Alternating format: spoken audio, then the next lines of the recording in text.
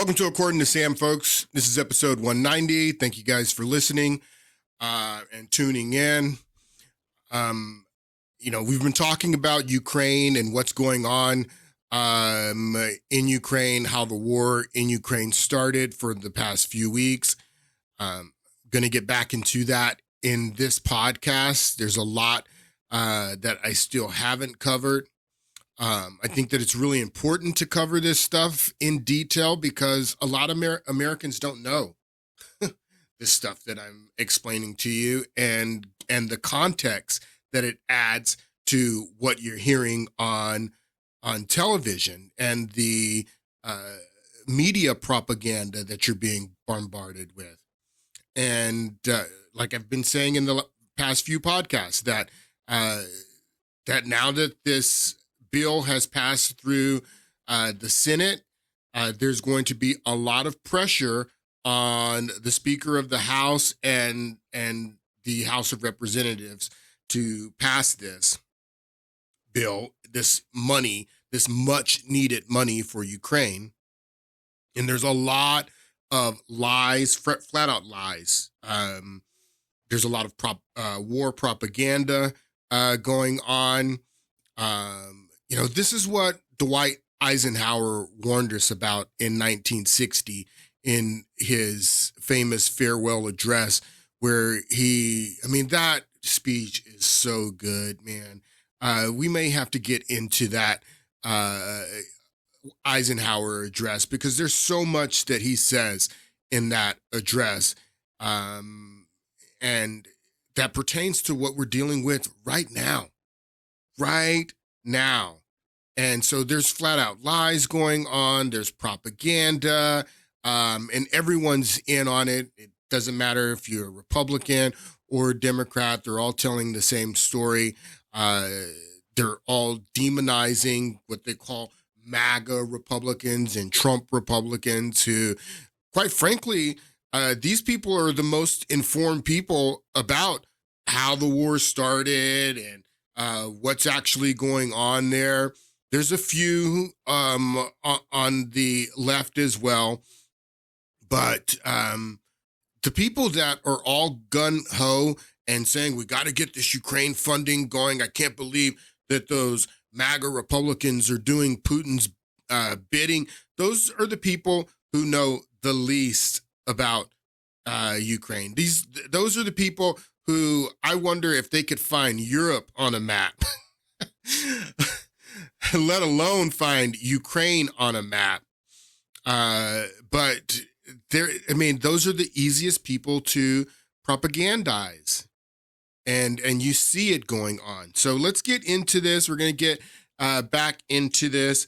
We're going to start with this guy, and Mitt Romney, man, I don't want to say what I really want to say about Mitt Romney, because if you're not able to say something nice about someone, it's better just to not say anything at all. And I have nothing nice to say about Mittens Romney. Nothing nice to say.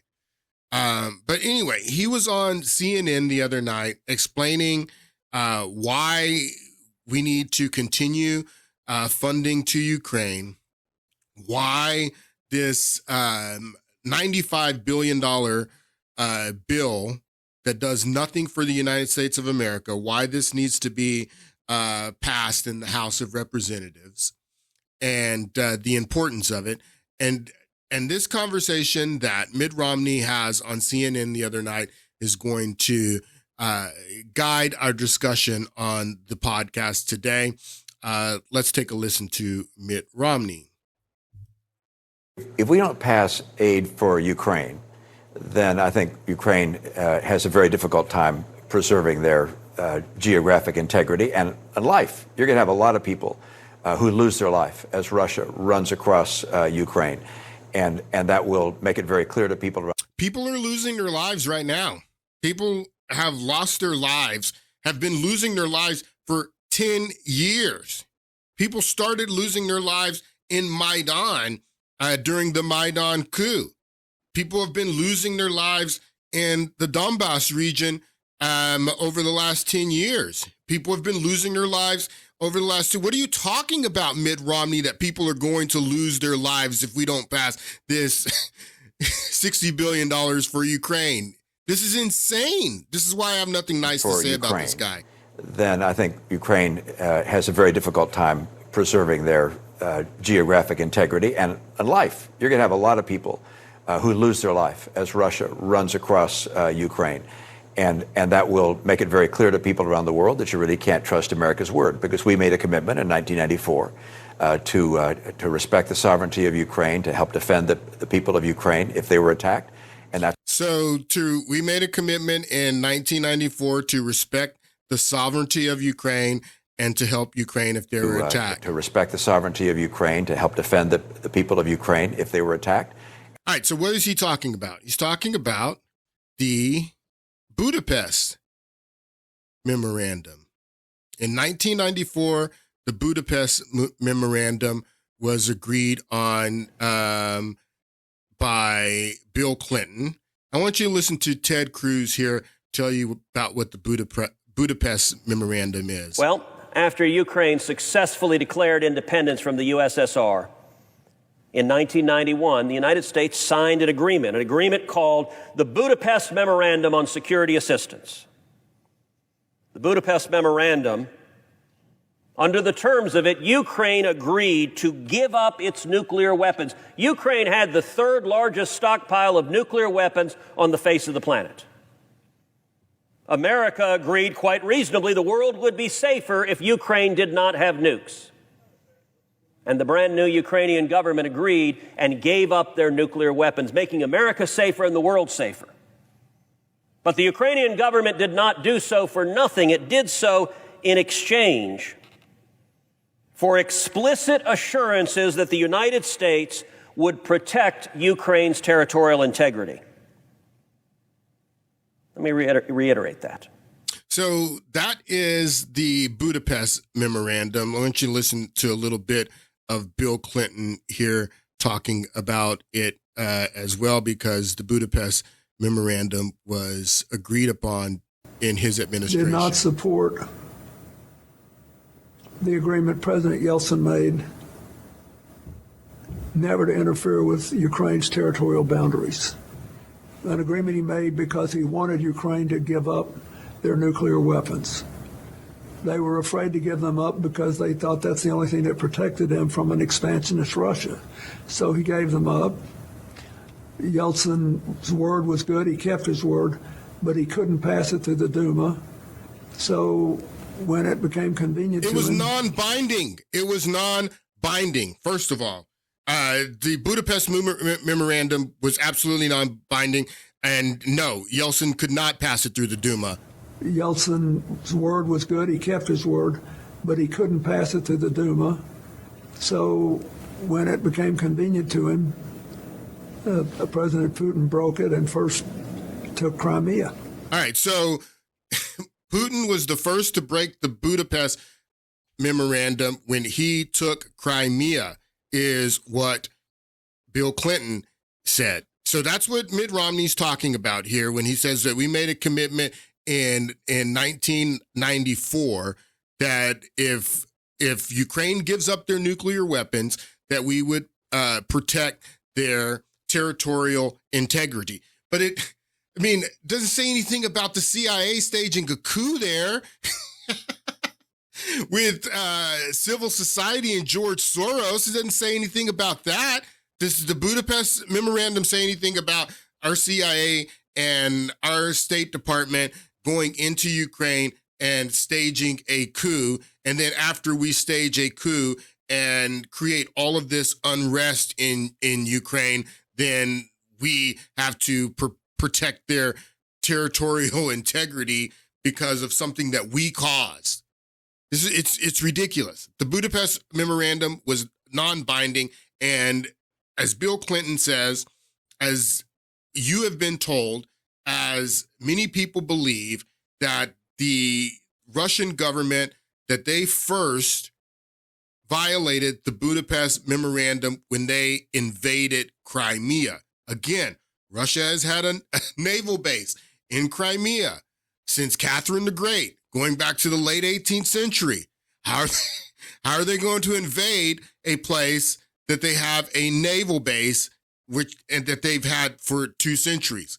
It makes no sense, but that's what they want you to believe, that Russia invaded Crimea, and that initiated that's what initiated our involvement, because we made an agreement with the Budapest Memorandum in 1994 that we would protect them. So that's how we got involved.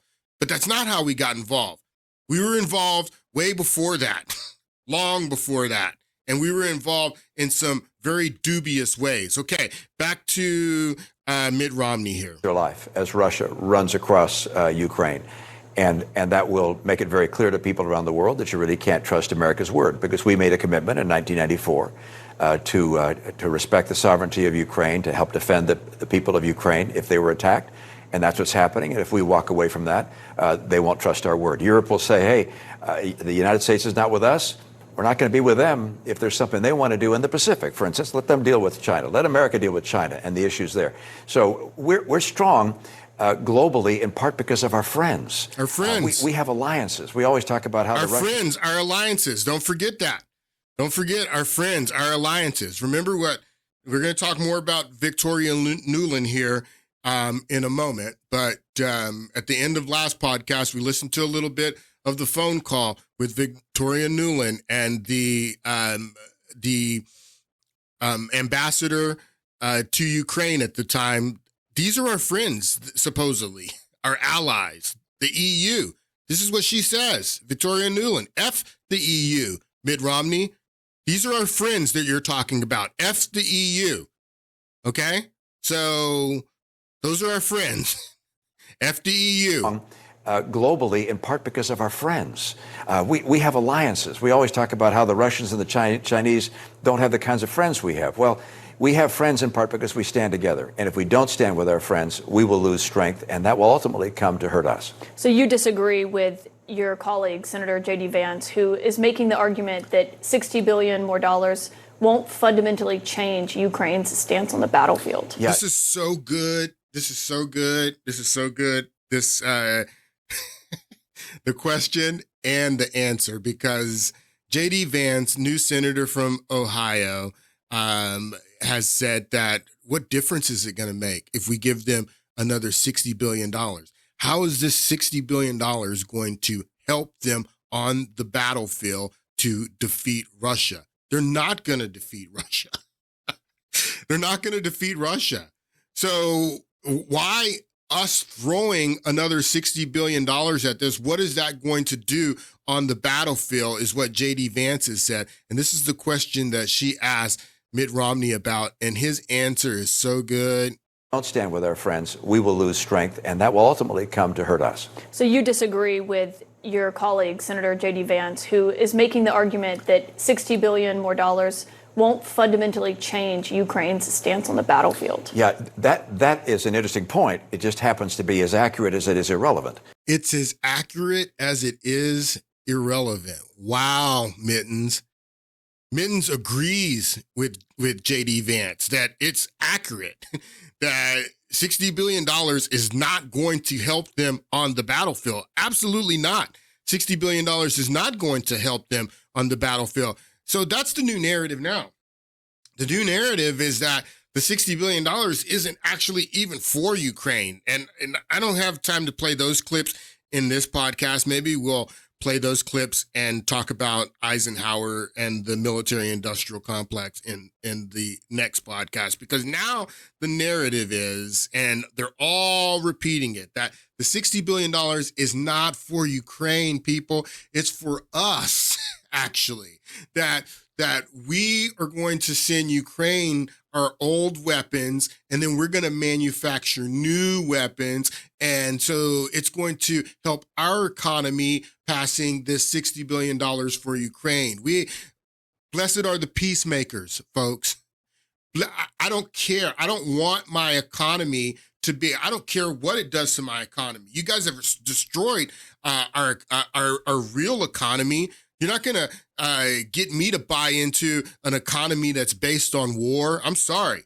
But that's the new narrative now, is that the $60 billion is for us, actually, because it's going to help our economy. I want you to listen to Victoria Nuland here talk about some of the things that $60 billion is going to. So Mitt Romney knows that this isn't even going to the battlefield. This isn't going to help them on the battlefield. He knows that Ukraine is not going to defeat Russia. And that's what he says. It is not only accurate as it is irrelevant. Listen to what he says. It's not only accurate. That is an interesting point. It just happens to be as accurate as it is irrelevant. All right. It may not change their stance on the battlefield. What it does do is communicate to the entire world. So he knows that it's not going to change their stance on the battlefield. Listen to some of the stuff. This supplemental funding that we are asking Congress for will also help Ukraine to fight and enhance its asymmetric military capability, because fighting like World War I trench battle is not going to get them where they need to go. It will also help strengthen their economy. The more air defense you can bring in, the air defense provides bubbles under which the economy can grow, the tax base can grow, people feel safe coming home. So all of this is about the fight today, but it's also about putting Ukraine on a more sustainable footing. So it's going to go to help their tax base. It's going to go $60 billion, people. That's a lot of money. It's going to be going a lot of different places. There's going to be a lot of grift going on too. Yeah, you bet. That's why they're in such a hurry to get this money passed. It's a lot of money. So the money's not going to help them on the battlefield. Even Mitt Romney agrees to that, but listen to why he says that we got to pass it anyway, even though we know it's not going to help them on the battlefield. We know that it's not going to help them win. We need to pass it basically as some type of money laundering, so it goes out of the public treasury to Ukraine, back to our military industrial complex. People, come on. Fundamentally change Ukraine's stance on the battlefield. Yeah, that is an interesting point. It just happens to be as accurate as it is irrelevant. All right. It may not change their stance on the battlefield. What it does do is communicate to the entire world that we honor our commitments and we stand with our friends, and we will help freedom fighters around the world. Freedom fighters around the world. And that's the money. That's the money quote right there. We will stand with freedom fighters around the world. And that's the question that I want to get to in this podcast. And we want to talk about who are the freedom fighters in Ukraine. Who are the freedom fighters in Ukraine, people? Who are the freedom fighters in Ukraine? Mittens Romney here says that that's what we do. In America, we stand behind freedom fighters. Our commitments, and we stand with our friends, and we will help freedom fighters around the world. We will help freedom fighters around the world. So who are the freedom fighters in Ukraine? Who are the freedom fighters in Ukraine, Victoria Nuland? Neocon Victoria Nuland. Who are the freedom fighters in Ukraine? Who are the freedom fighters in Ukraine? Who are the freedom fighters in Ukraine? All right, let's listen to more. We listened to a little bit of this phone call. This is the leaked phone that Victoria Nuland was having with then Ambassador to Ukraine, Jeffrey Pyatt. And the phone was tapped. It was leaked. It was most likely done by Russia. But as I was telling you, that George Soros, through his civil society group, is the one who started the Maidan protests. The protesters were mostly just normal, everyday people exercising their right to demonstrate. And they gave cover to the small minority of Nazis that were in their group, that were there prepared and equipped for violence. They were facing off with Viktor Yanukovych, who was the president of Ukraine at the time, democratically elected, and his security forces. And again, I like to get you guys thinking about January 6th and protesters showing up to the United States Capitol to protest in a violent protest. And it's really interesting. I was thinking about this, that John McCain and Christopher Murphy went over there while the protest was going on. And they were saying, that we're prepared to sanction, the Yanukovych government if they use any violence. Don't use any violence to clear the protesters. And I brought up the Bonus Army event that happened in the 1930s in Washington, where we use violence to clear the people from the Capitol. But could you imagine another country telling us that if we had demonstrations remember when Black Lives Matter attacked the White House I think it was either in May or June, right after George Floyd died. For some reason, all the protesters go to the White House, like Trump had killed George Floyd or something. So they're attacking the White House. They're about to burn down St. John's Church that's there in Lafayette Square. And Trump comes out with the National Guard with tear gas and clears Lafayette Square and get all these Black Lives Matter protesters out of there. Could you imagine Russia, France? Could you imagine England saying, I can't believe Donald Trump used violence to clear the protesters?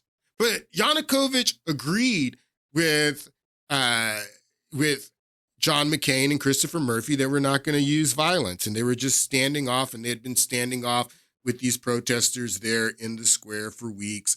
And the CIA hires someone. I'm just going to say it.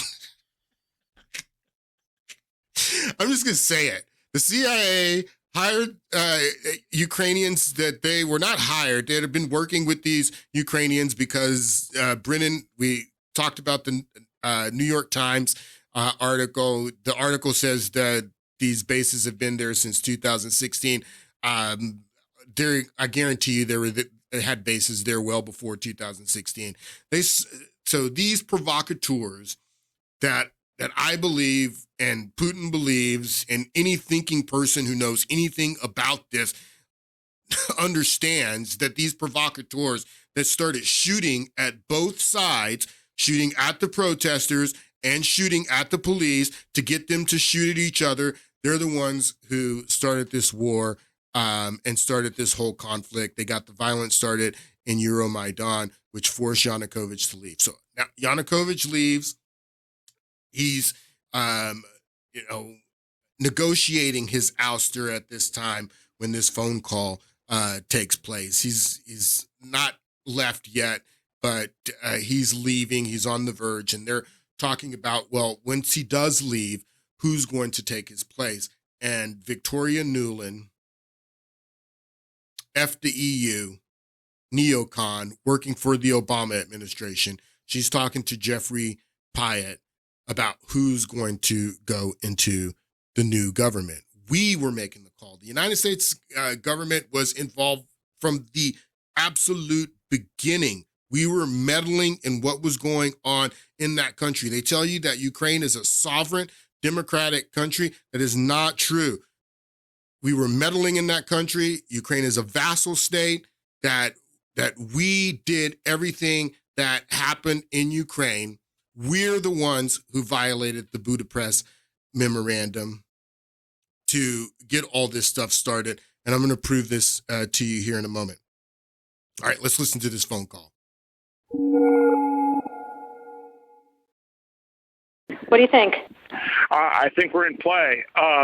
The Klitschko piece is obviously the complicated electron here. especially the announcement of him as deputy prime minister. And you've seen some of my notes on the troubles in the marriage right now, so we're trying to get a read really fast on where he is on this stuff. You know what? I'm sorry, guys. I'm gonna introduce you to some characters first. Let's introduce you to some characters, and then we'll listen to the phone call, because I want you guys to know who they are talking about when they in this phone call. So Arseniy Yatsenyuk, this is who Victoria Nuland refers to as Yaks. He, after the coup, he becomes the interim prime minister, and what you got to understand is that after the coup, the first thing that the Obama administration wanted to do is immediately after the coup get elections on the calendar so they can have elections, because elections legitimize the coup. So after the coup, we have to have elections as soon as possible. The elections don't happen for a few months later because it took them some time to get everything up and running so they can have election. There's some other things that they had to do before elections as well, which we'll talk about here in a moment. So before they could have elections and legitimize the coup government, they had to have the interim government that they put in place to kind of stabilize Ukraine, so then they can have elections. And that's what Victoria Nuland and Jeffrey Pyatt are talking about in the phone conversation, the interim government. Okay, so Arseniy Yatsenyuk, who she calls Yaks in the phone conversation, he becomes the interim prime minister. And she, in the phone call, he is the guy who Victoria Nuland says he should be the new prime minister, and he becomes the new prime minister. Just more evidence that we're controlling all of this. I'm not going to read all of this, but I want you to read this last paragraph here. Let me expand this a little bit. I don't think I can expand it anymore. I'm going to read it to you. It says, he has played down his Jewish Ukrainian origins, possibly because of the prevalence of anti-Semitism in his party's Western Ukraine heartland. So he's in a political party that has a prevalence of anti-Semitism. Just going to leave that there. This write-up comes from The Guardian. So it just tells you a little bit about who he is. He turned down position of prime minister when now ousted Yanukovych offered it to him in January, but accepted the role following the Euromaidan protest victory last month. So he becomes the new prime minister, Arseniy Yatsenyuk. His political party that we were just talking about, the People's Front. People's Front is a nationalist, conservative political party in Ukraine. Okay? So that's who the interim prime minister was, Arseniy Yatsenyuk. Joe Biden, we're going to listen to how Joe Biden gets involved. Joe Biden endorsed Arseniy Yatsenyuk. Obama brings Arseniy Yatsenyuk to the Oval Office, to Washington. So the Obama administration, Victoria Nuland says in the phone call that I think that Yatsenyuk should be prime minister, and then Yatsenyuk becomes prime minister, and everyone endorses it. Yatsenyuk. Okay? This guy, Vitaly Klitschko. Klitschko is the current mayor of Kiev. In the phone call, Jeffrey Pyatt is talking about Klitsch in the beginning, and he says that that Klitsch is going to be in the government, and Victoria Nuland says, no, I don't think Klitsch should be in the government. I think Yachts should be the prime minister. And so that's who she's talking about. She's talking about Klitschko here. Klitschko was a boxer. He was part of the Euromaidan protests. So that's Klitschko.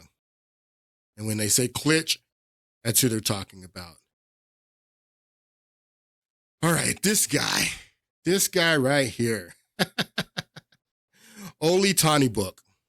So you'll hear Victoria Nuland in the phone call talk about Tonybook, and this is the guy who she's talking about.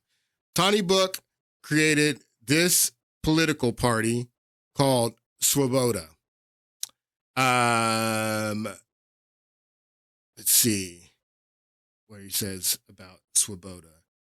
During the 1990s, it was accused of neo-Nazism due to the party recruitment of skinhead and usage of Nazi symbols. So that's who this guy, Tonybook, is. Tonybook is a Nazi. I'm sorry. The guy's a Nazi. All right. So that's who Tonybook is. That's right here. Remember this article? John McCain. John McCain went to Ukraine and stood on stage. This is Yahoo News. John McCain went to Ukraine, stood on stage with the man accused of being a anti-Semitic neo-Nazi. John McCain there with Yatsenyuk and Tonybook. Okay? All right? Swoboda, that's the political party that Tonybook created. This guy's not talked about in the phone call with Victoria Nuland, but you should know who he is. His name is Alexander Tochnov. Alexander Tochnov. In the interim government, Yatsenyuk becomes the prime minister, and then Tochnov becomes the president. You should know who this guy is, Tochnov. All right? And then the last character I'll introduce you to is Petro Poroshenko. Petro Poroshenko, he becomes the president when they finally do have elections. Petro Poroshenko becomes the first person who is elected president of Ukraine. All right, and he's not in the conversation. So now let's listen to the phone call with Victoria Nuland and Pyatt, and now you know who she's talking about. What do you think? I think we're in play. The Klitschko piece is obviously the complicated electron here, especially the announcement of him as deputy prime minister. And you've seen some of my notes on the troubles in the marriage right now, so we're trying to get a read really fast on where he is on this stuff. But I think your argument to him, which you'll need to make, I think that's the next phone call we want to set up, is exactly the one you made to Yachts. And I'm glad you sort of put him on the spot on where he fits in this scenario. And I'm very glad he said what he said in response. Good. So I don't think Klitsch should go into the government. I don't think it's necessary. I don't think it's a good idea. Yeah, I mean, I guess... It's funny because she says, I don't think Klitsch should go into the government, and Klitsch doesn't go into the government. I think it's really interesting that he becomes the mayor of Kiev, because it's like, we got to give this guy something, you know? He was part of the Maidan protests. He helped lead the Maidan protests. You know, we got to give this guy something. And Victoria Nuland saying that he can't go into the government, so we'll make him mayor of Kiev. I think that's interesting. I don't think it's necessary. I don't think it's a good idea. Yeah, I mean, I guess you think, what, in terms of him not going into the government, just let him sort of stay out and do his political homework and stuff. I'm just thinking, in terms of sort of the process moving ahead, we want to keep the moderate Democrats together. The problem is going to be Tony Book and his guys. And, I'm sure that's part of what Tony Book and his calculating guys. on all of this. Tony Book. I think Yats is the guy who's got the economic experience, the governing experience. He's the guy, what he needs is Cleach and Tony Book on the outside. He needs to be talking to them 4 times a week, I mean, Tony Book is a Nazi. So they know these people are Nazis, man. They know these people are Nazis. The entire time they're using them to stage this coup, they know who they are. The guy, what he needs is Cleach and Tony Book on the outside. He needs to be talking to them 4 times a week, I just think Cleach going in, he's going to be at that level working for Yatsenyuk. It's just not going to work. Yeah, no, I think that's right. Okay, good. Well, do you want us to try to set up a call with him as the next step? My understanding from that call, but you tell me, was that the big three were going into their own meeting and that Yats was going to offer in that context. I love how she calls them the big three. I love how she calls them the big three. Let me see if I can find a picture here of all 3 of them together. Oh, look, John McCain, Chris Murphy standing next to him over there. There it is, the big 3 with Victoria Nuland. Check it out, all 4 of them together. Victoria Nuland in the center, and the big 3 are around them. This is Klitschko, Yaks, Tony Book.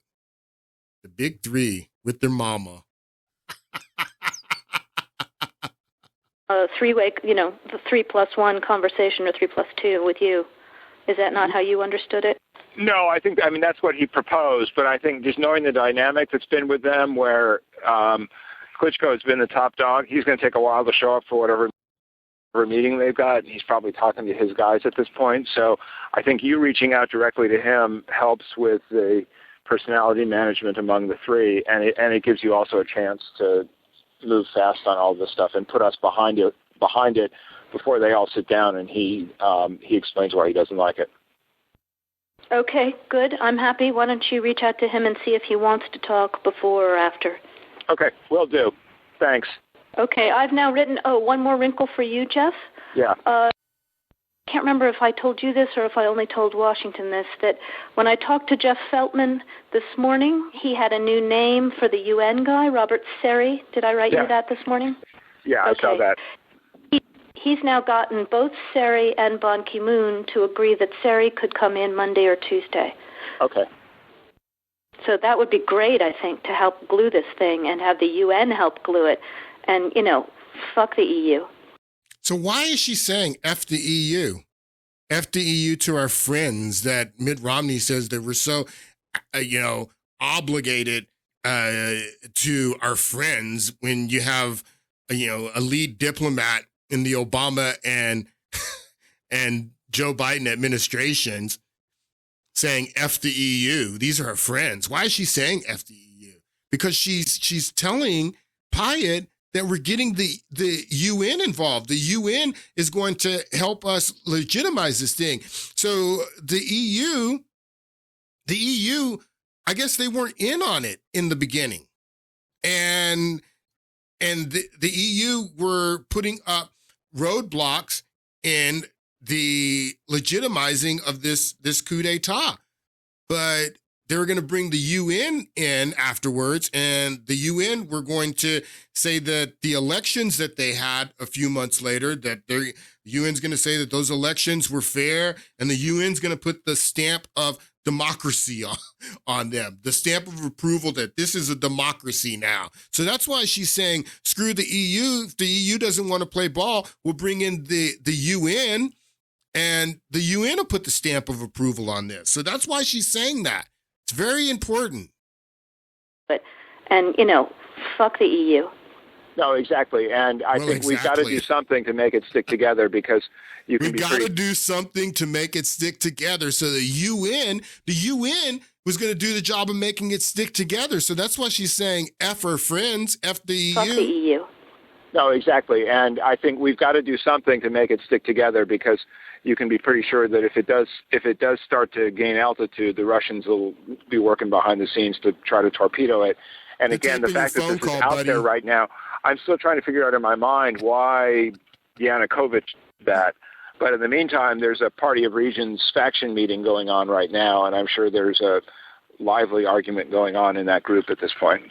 But anyway, we could land jelly side up on this one if we move fast. So let me work on Klitschko, and if you can just keep, I think we want to try to get somebody with an international personality to come out here and help to midwife this thing. And then so we got the UN. The UN's going to put the stamp of approval. The only thing we need now is someone with an international personality. Someone with an international personality, someone who was on the Foreign Relations Committee in the Senate for 30 years or however long he was on the Foreign Relations Committee, someone who was vice president maybe, someone with an international personality to come in and midwife this thing is what he says. And who is that? Who is the person with the international personality? Who is the person with the international personality that we can bring in to midwife this thing? This thing what? What thing? What thing are we midwifing? What thing is he midwifing? This coup d'etat. Someone who can come in to midwife this coup d'etat. And now this guy's president of the United States, and he's saying that you have to borrow another $60 billion so he can dump into this thing that he midwifed. This thing that he midwifed back in 2014. Personality to come out here and help to midwife this thing. And then the other issue is some kind of outreach to Yanukovych, but we probably regroup on that tomorrow as we see how things start to fall into place. So on that piece, Jeff, when I wrote the note, Sullivan's come back to me, VFR, saying... Who's Sullivan? Who's Sullivan? Andrew Sullivan. Not Andrew Sullivan. What's his name? Is it he's Biden's guy right now. Hold on.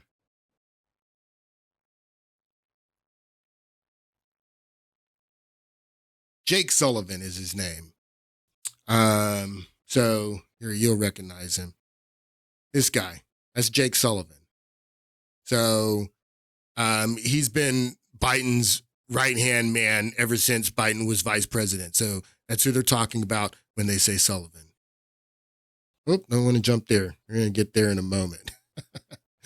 All right. So basically this is in 2014 and Sullivan's still Biden's right-hand man as vice president. So Victoria Nuland says that she gets in touch with Jake Sullivan and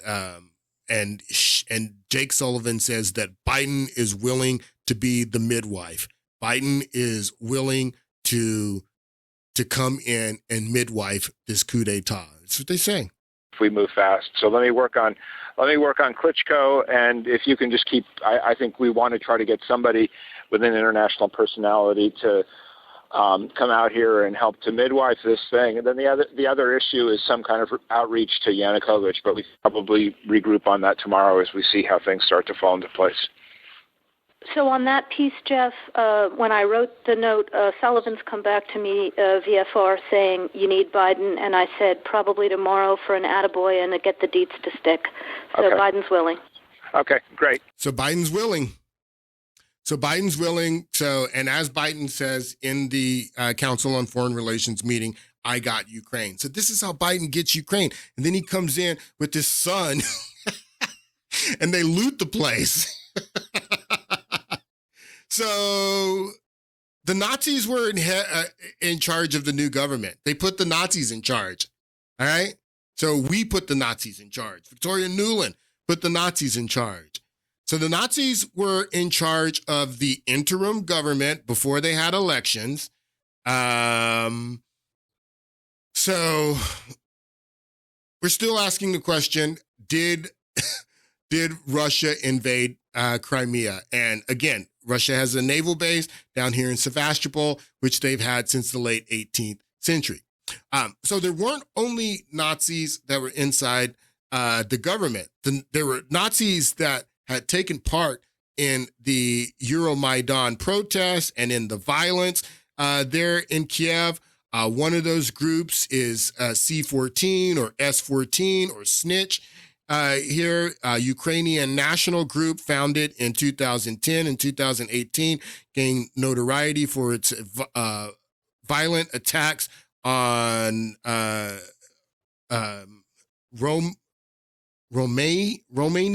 Romani camps. Romani. Gained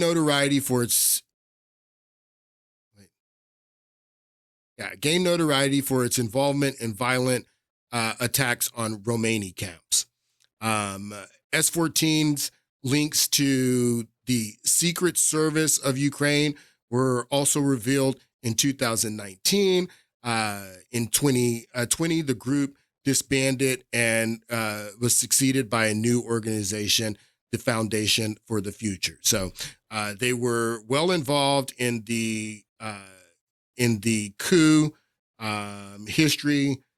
S-14, C-14 was founded in 2010 as the youth wing of the ultra-nationalist political party Swoboda. So this goes back to Tiny Book's political party, this Nazi group. So they were Nazis. So these were the ground warriors, okay? Groups like this, and there were many of these groups. So you got C-14, you have the Sich battalion, also associated with Swoboda Nazi groups. You had the Azov battalion or Azov brigade that played a very prominent role in what was going on there in Kiev during the coup. It was founded, look, Azov Battalion right here. It was founded in May 2014. So this is after the coup took place, but this regiment was founded for a reason. So why was this regiment founded in May of 2014 if the coup had already happened? I'm going to explain that to you. Because we're asking the question, who are the freedom fighters in Ukraine? Who are the freedom fighters in Ukraine, people? That's what we're asking the question. It's a little bit of video about the guy who created the Azov Battalion. Plans in Ukraine are ambitious. Сьогодні ми відпочиваємо, але навіть відпочиваючи, ми пропагуємо наші нові українські цінності.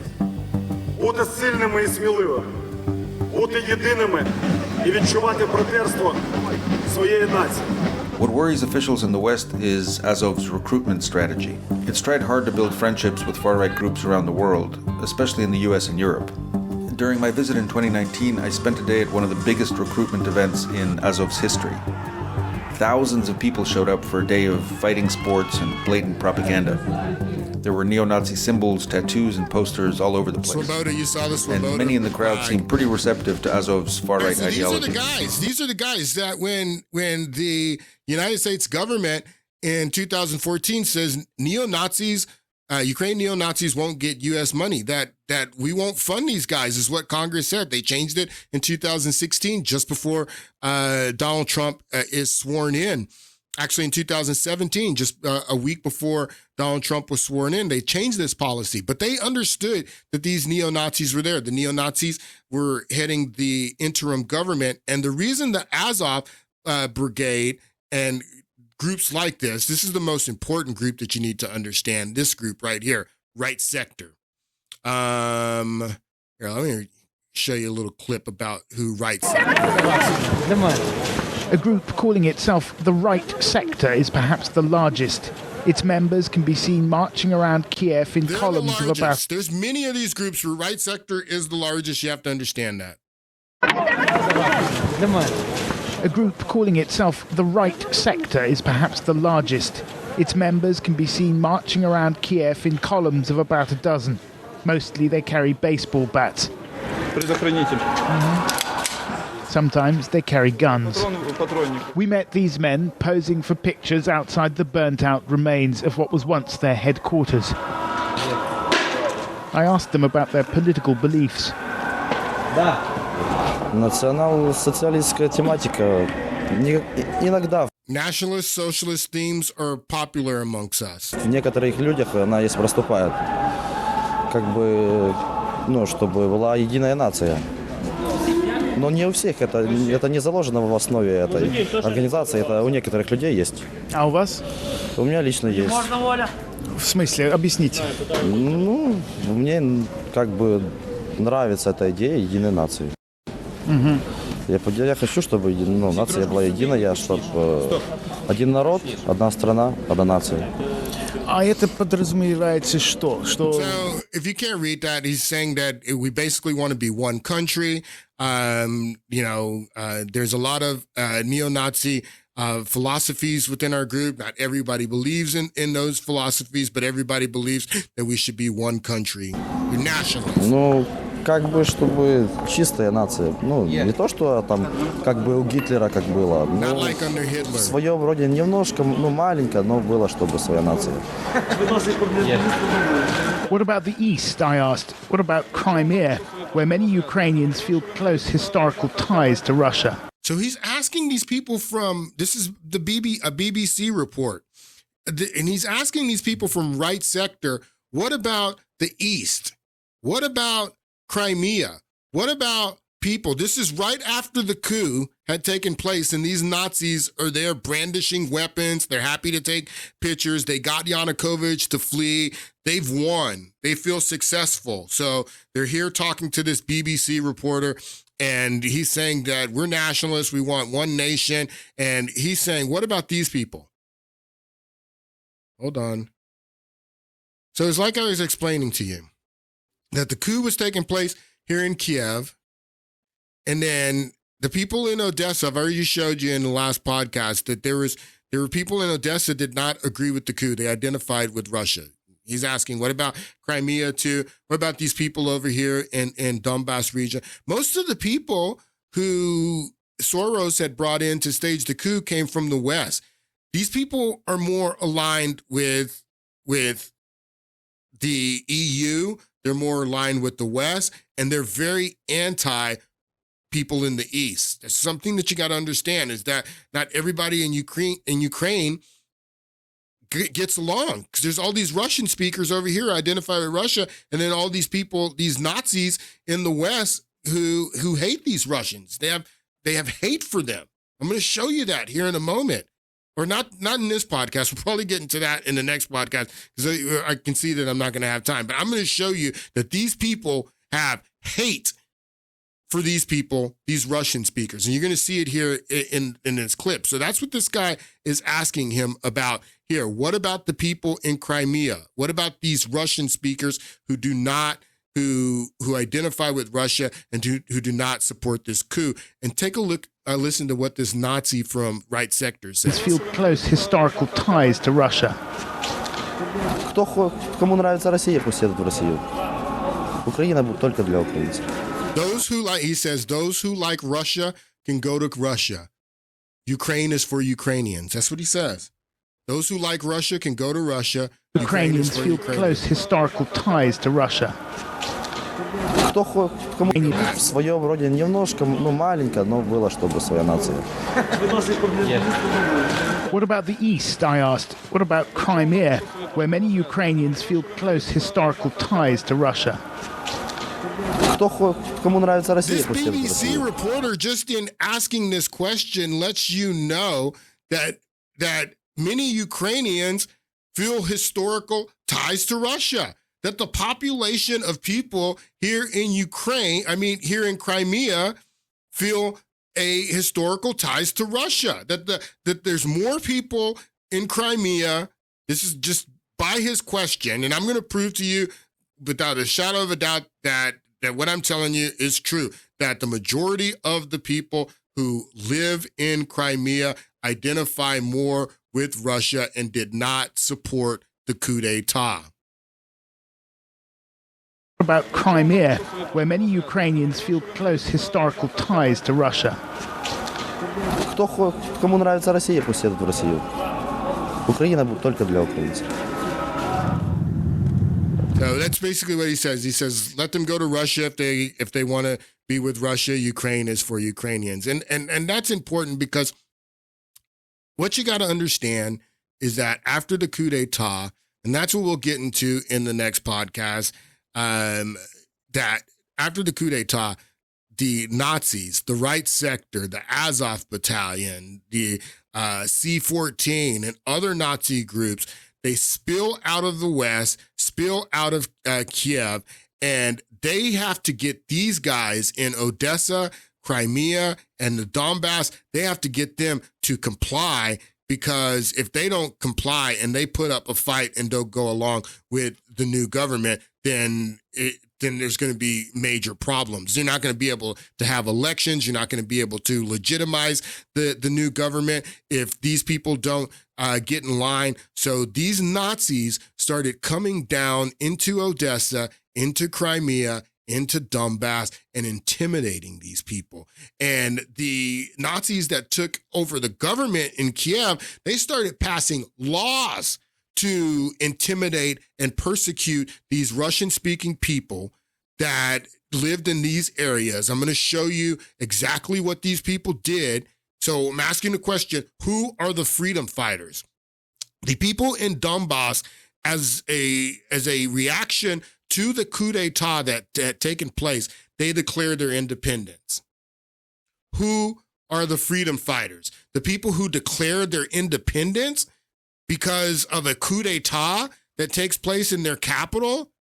And then the Nazis call these people separatists, and they go to war with them. I'm going to play, we'll pick this up in the next podcast. Going to play a little bit of these clips. I want to show you what took place in Odessa right after the coup. We watched this clip in the last podcast, but I have a few more that I want you to see. This message here sums up what many people in the south and east of Ukraine really feel. They're saying, look, we are for a customs union. And what that means is that they want closer economic integration with their giant neighbour, Russia. At least one newly formed pressure group has sprung up in Odessa, calling for a referendum on a union. Organisers say they've collected more than 20,000 signatures. So this is happening in Odessa. 2 days alone. They're collecting signatures. They want a referendum. They want to vote on. I mean, what is democracy, people? They're telling you that you're supporting a democracy in Ukraine. They just staged a coup. These people are gathering signatures down in Odessa so they can have a referendum, exactly like the referendum that was passed in Crimea.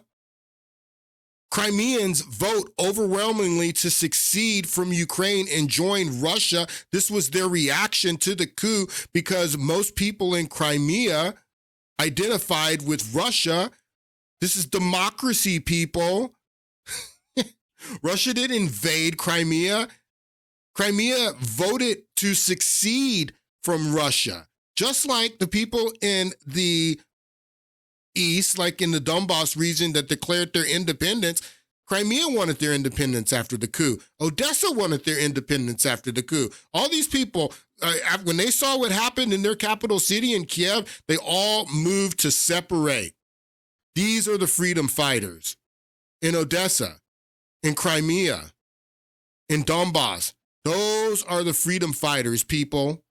Take a look at this. This is some clashes that took place in Odessa after the coup with the Nazis and the people who supported the new government and people who didn't support the new government.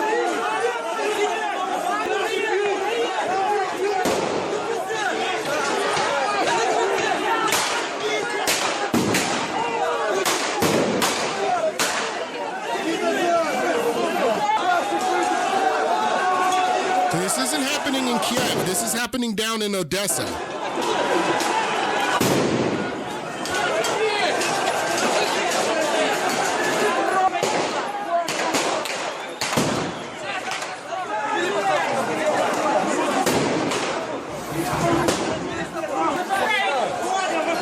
I want you to listen to this clip. This woman talking. She's in Odessa. I want you to listen to some of this. What these people say. Я не могу там дома сидеть спокойно и слушать. I can't sit at home calmly and listen to what's going on here. They just used the opportunity where there were few people left in Odessa, people who went outside for holidays. They used this opportunity to get people inside the building and burn them alive. I can't keep calm about this. All right, so she's talking about the Odessa massacre, where Nazis burned people alive in Odessa. This is just some of the things that were done. We'll get back into this in the next podcast because I want you to understand who the freedom fighters are, people. And the freedom fighters are not who they tell you they are. And I agree with Mitt Romney.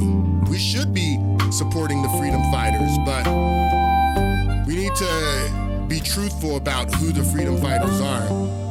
I'm going to go more into this on Monday. I have to get into this, people. I have to do this. I hope you're enjoying it. Have a great weekend, and I'll see you guys on Monday.